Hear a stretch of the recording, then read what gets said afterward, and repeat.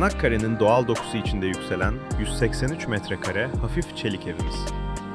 2 katlı modern tasarımı, mineral sıva ve taş kaplama ile güçlendirilmiş dış cephesiyle estetik ve dayanıklılığı bir arada sunuyor. Makro prefabrik olarak hayalleri sağlam yapılarla buluşturmaya devam ediyoruz.